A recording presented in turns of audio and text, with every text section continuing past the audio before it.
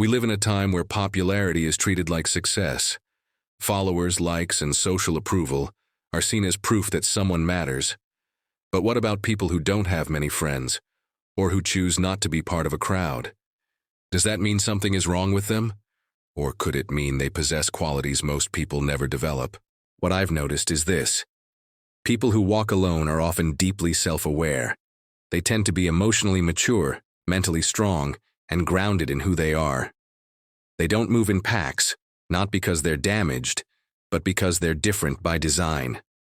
Here are 5 powerful traits often found in people who don't chase friendships or crowds, and why that might actually put them ahead in life.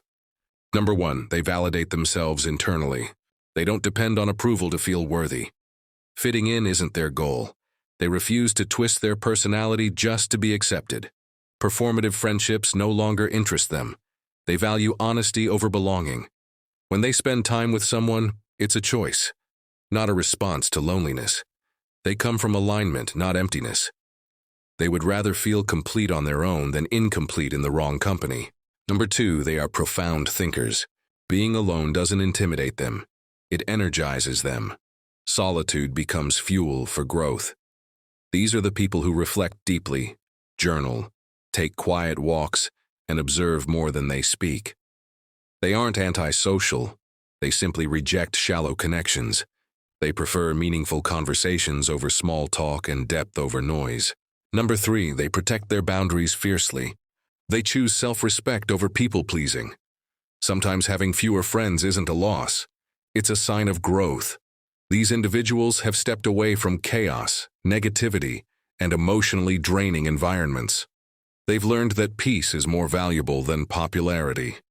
They understand that healing can't happen in the same spaces that caused the damage. Number 4, they are highly intuitive. They sense what others miss. They notice the tension behind smiles, the unspoken emotions, the energy shifts in a room. They don't isolate out of fear. They do it out of awareness.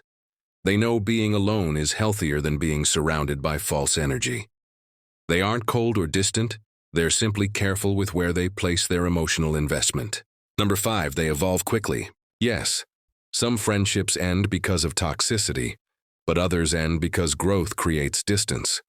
These people often change faster than their surroundings.